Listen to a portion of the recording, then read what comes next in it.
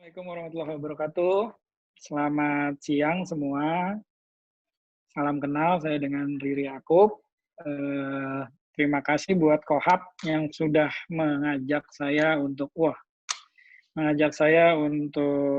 join di kelasnya ya. Mudah-mudahan apa yang saya share kali ini bisa bermanfaat dan berguna buat teman-teman. Jadi saya akan cerita case study yang memang proyeknya satu proyek yang sudah terbangun, yang sudah kita sudah selesai pada tahun lalu. Jadi saya share dulu ini proyeknya yang ingin saya share. Ide besar dari sebuah desain itu harus kita cari benar-benar menjadi sebuah keyword yang bisa kita terjemahkan ke dalam desain dan kita implementasikan ke dalam program-program ruang yang akan kita telaah. Nah, salah satu yang mungkin menjadi contoh di proyek ini adalah ini salah satu proyek yang saya mulai dari kesadaran bentuk bangunan gitu. Jadi biasanya ada yang kita mulai dari proses organisasi ruang, form, follow, function. Nah, kalau proyek ini bisa dibilang yang saya sadari dulu justru dari intuisi sebuah bentuk gitu. Nah, proyek ini saya desain sendiri awalnya konsepnya dari sebuah coretan-coretan bentuk yang ingin saya lahirkan dari sebuah bangunan atau sebuah geometri yang sederhana sebetulnya. Karena saya melihat waktu diskusi ngobrol dengan klien, dia adalah sosok yang cukup cukup ingin dilihat kesederhanaannya, terus keramahannya juga di satu sisi juga mereka ingin memiliki rumah yang tidak terlalu terlihat menonjol dan lebih sedikit mengedepankan sisi privasi. Nah, makanya kalau mendesain di rumah tropis, meskipun tadi kalian lihat looks-nya sangat minim, tapi saya selalu mempertimbangkan naungan. Saya selalu mempertimbangkan mana bukaan yang berpotensi bisa besar, mana bukaan yang harus dikasih halangan atau dikasih naungan. Nah, kalau seperti kita tahu, kalau di Jakarta, ini ada bulan-bulan tertentu yang mana dia mengalami musim hujan dan yang dia akan mengalami musim kemarau. Nah, biasanya kalau musim hujan itu matahari ada di sisi selatan daripada bangunan, which is itu ada di start dari Januari, titik terendahnya ada di Januari dan di Desember ya. Nanti tolong dikoreksi kalau salah ya. Nah, terus otomatis ini matahari ada di sisi selatan dari site nih, gitu. Dan ketika matahari berada di selatan, curah hujannya tinggi, gitu. Nah, kita harus pikirin. Biasanya saya memikirkan sisi selatan, otomatis bukaannya kalau bisa agak lebih besar supaya matahari bisa dapat lebih banyak ketika musim hujan. Sedangkan di sisi utara biasanya di titik paling tingginya ada di bulan Juni dan Juli. Nah, itu matahari berada di ujung utaranya dari site yang biasa ada di Jakarta atau di sisi selatan dari Katulistiwa. Nah, otomatis di situ curah hujannya rendah di Jakarta, biasanya musim panas. Saya terjemahkan jadi 3 lantai karena di Jakarta di lokasi tersebut, jadi lokasinya ada di Pejaten Barat, itu di Jakarta Selatan. Peruntukannya untuk rumah tinggal dan sudah boleh 3 lantai. Lantai bawah saya jadikan ruang semi public dan semi private serta ruang servis Kemudian lantai 2 ada ruang private sebagai kamar tidur penghuninya, dan sedangkan lantai 3 saya terjemahkan menjadi ruang sekunder, yang mana dia membutuhkan ruang musola sama ruang buat breeding kucing-kucingnya gitu. Jadi ini uniknya si pemilik rumah cerita dari masa bangunan dulu ya, karena emang menemukan idenya ini dari masa bangunan gitu. Kemudian akhir bentuk arah bukaan biasanya utamanya saya jelaskan bahwa itu akan menjadi potensi buat si bangunan tersebut, karena bukaan itu yang menjadi orientasi dari setiap bangunan yang saya desain. Kemudian baru nanti beberapa tambahan-tambahan kayak bukaan-bukaan yang kita improve menjadi bukaan-bukaan baru yang menerjemahkan ke desain bangunan, karakter desain bangunan ini. Terus ini setiap konsep kita juga nggak selalu begini terus ya. Kadang-kadang kita juga punya metode lain untuk menjelaskan, misalnya tadi dari sunpadnya dan lain sebagainya. Kalau di sini mungkin kita nggak mau terlalu fokuskan ke situ, karena kita mau menerjemahkan ke bagaimana si orientasi si rumah ini gitu.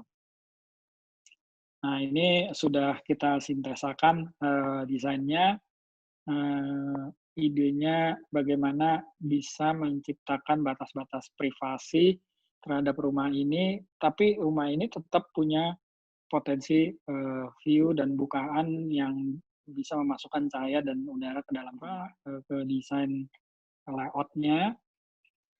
Kita cerita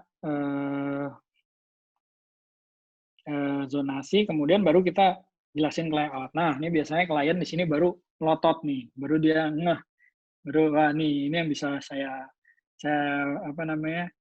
saya pelajari dan saya mengerti. Nah, di sini biasanya klien akan lebih pay attention. Ya, ini biasanya klien udah mulai bete lagi nih, udah mulai nggak paham lagi nih, apaan sih ini potongan-potongan gini. Cuma ya biasanya kita juga kasih tahu bahwa pertimbangan teknisnya juga kita kasih tahu bahwa bangunan let's say kayak gini, secara tampak dia akan naik 1,5 meter dari level lantai livingnya dia. Kemudian dia dari depan kalau kelihatan tampak bangunannya ada sobekan masa yang tadi, dan seterusnya. Barulah setelah itu baru kita presentasi soal visualnya si bangunan ini seperti apa. Nah, di sini biasanya final final presentation-nya nih, gimana kita bisa mempersuade klien, bagaimana kita menjelaskan dari apa yang dia lihat dengan apa yang dia pikirin, kita sinkronkan apa yang kita maksud dengan apa yang kita terjemahkan ke dalam visual 3D ini. Nah, di situ sebenarnya pertaruhan kita dalam menerjemahkan desain kita supaya terrealisasi sampai kliennya yakin dan mau dibangun. Nah, gini. Nah, ini tadi yang bukaan yang tadi sobekan Vista tadi sebenarnya saya bertujuan untuk mencoba untuk menghadirkan elemen hijau yang seolah-olah menjadi bagian daripada masa ruang luar dan ruang dalam yang ambigu gitu. Jadi seolah-olah ini kayak di luar, tapi ini kayak di dalam, tapi ada pohon di dalamnya, nah, dan sebagainya itu. Rasa-rasa seperti itu yang dari awal saya ingin hadirkan di rumah ini gitu. Nah tadi service areanya kalau lihat dari masa depan itu ada di sini, di bawah. Sebenarnya elevasinya memang agak sedikit tinggi meskipun udah kita turunkan, tapi harapannya karena kita kita jadikan di area atas service itu jadi landscape dan area terbuka juga, mudah-mudahan itu bisa jadi tidak mengganggu hierarki dari keseluruhan lingkungan rumah gitu. Karena tinggi pagarnya juga jadinya nggak terlalu tinggi kan. Nah, terus jadi ada tercipta satu ruang baru yang menjadi satu ruang transisi sekaligus mungkin jadi ruang tamu yang informal yang bisa dia pakai karena rumah ini nggak ada ruang tamu sama sekali.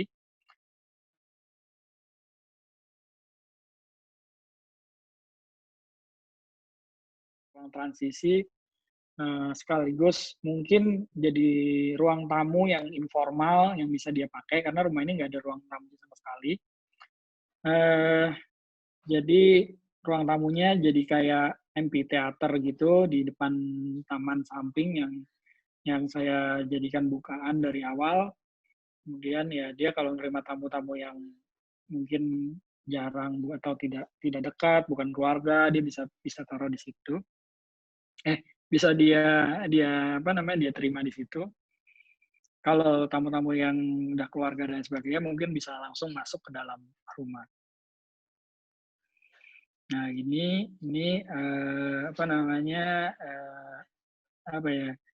Saya bilang mungkin kejutan ruang yang ingin saya hadirkan di rumah ini untuk rumah ini.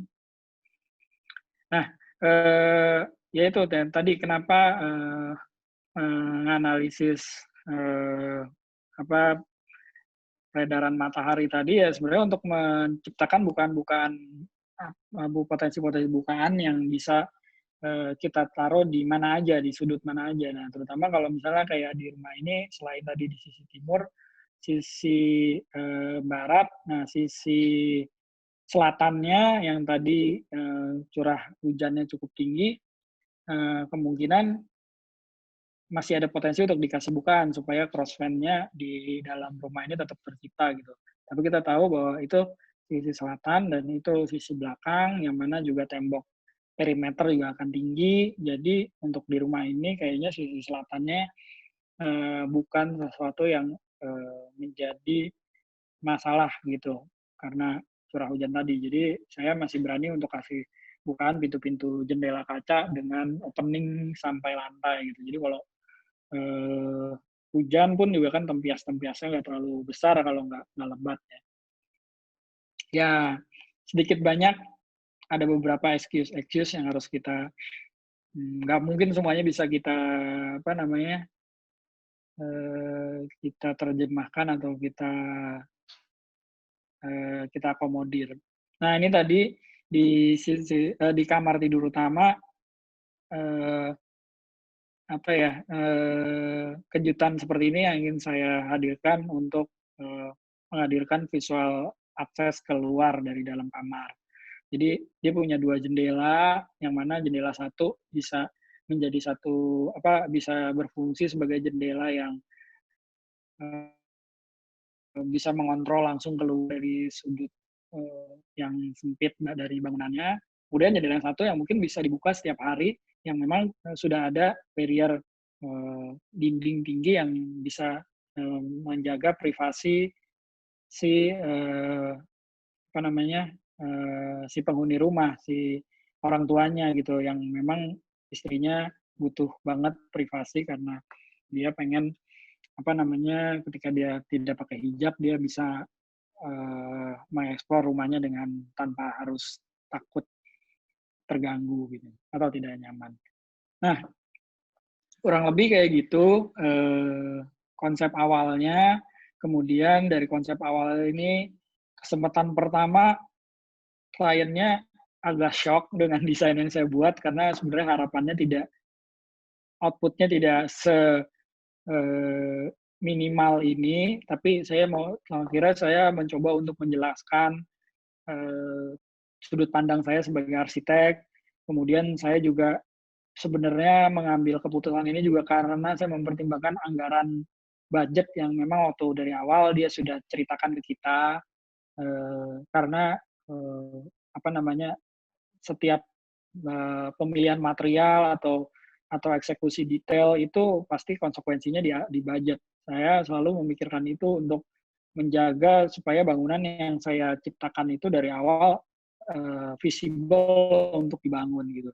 Saya ceritakan itu kemudian dijelaskan bahwa esensi dari si rumah ini bukan dari visual karena rumah ini tidak apa ya dari luar pun juga ketutup oleh hutan kota yang ada di taman depannya.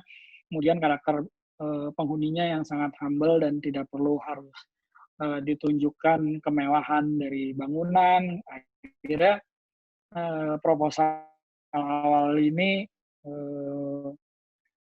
seminggu kemudian di-approve oleh kliennya dan digambar sesuai dengan sesuai dengan konsep yang sudah kita buat di awal, yang sudah kita presentasikan di awal sampai benar-benar terbangun dan terrealisasi. Nah, ini beberapa foto-foto coba saya share hasil dari realisasi yang sudah sampai ke pengawasan. Kita membuat beberapa elemen-elemen interior seperti ini. Kemudian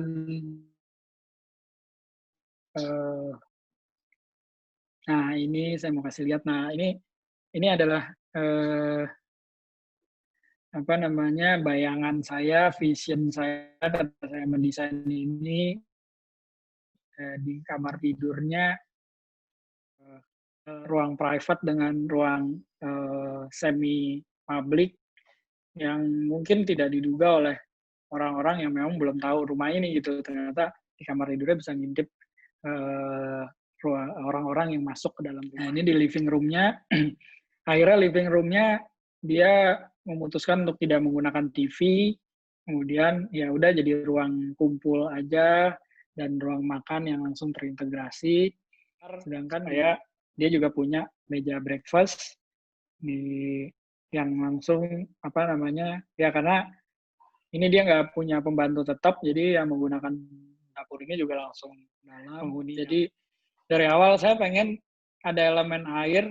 Saya lupa apakah ini request dari ownernya atau enggak, cuma akhirnya juga terrealisasi. Jadi elemen air ini yang ingin saya hadirkan sebagai batas antara akses tamu, yang menjadikan batas secara psikologis juga buat tamu, supaya kalau dia ngelihat bahwa kalau dia nyebrang ke kolam, itu udah area yang udah lebih private gitu, karena ini area ruang duduk buat orang tuanya. Sedangkan yang di belakangnya itu adalah amphitheater-nya tadi. Kalau memang tamu, mungkin dia nggak perlu nyebrang ke depan, tapi dia bisa langsung masuk ke dalam kalau memang dia keluarga atau orang-orang yang kadang-kadang nggak bisa mengoptimalkan lahan kalau nggak satu sisi atau dua sisi kita tempel ke sisi batas perimeter kaveling. Jadi tapi saya selalu pengen batas sudut-sudut itu nggak pernah, jangan mati, jangan gelap, dan sirkulasi udaranya harus optimal. Jadi di sini sebenarnya ini penerapan glass block ini udah cukup lama kita terapin di beberapa proyek, termasuk di rumah saya, tapi di sini mood board-nya, warna, kebutuhan sama penggunaan furniture-nya juga bebas. Biasanya waktu pas proses nih kliennya diskusi sama saya sedikit, dan kalau misalnya itu vista tercipta vista baru yang yang menurut saya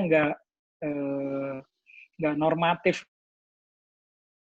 gitu. Jadi dengan garis-garis rasional gini, bayangin ada frame-frame yang bisa kita nikmati dari dalam rumah, melihat hutan kota di depannya dengan cara yang berbeda-beda di setiap sudut atau setiap lantai atau setiap ruang dari rumah. Ruang luar, ya meskipun dia bisa ke taman, tapi kan karena dia butuh privasi juga, dia juga masih bisa menikmati ruang luarnya tanpa terganggu dari luar.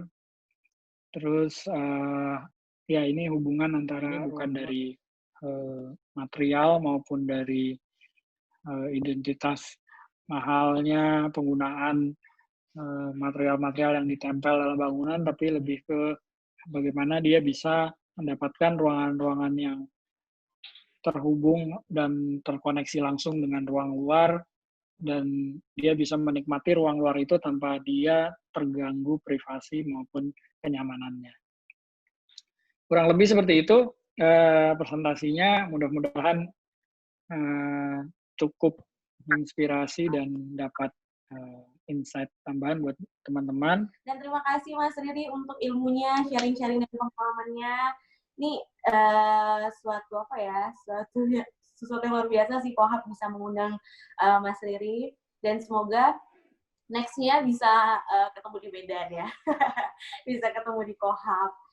Dan teman-teman terima kasih juga sudah mau berpartisipasi untuk online class kali ini.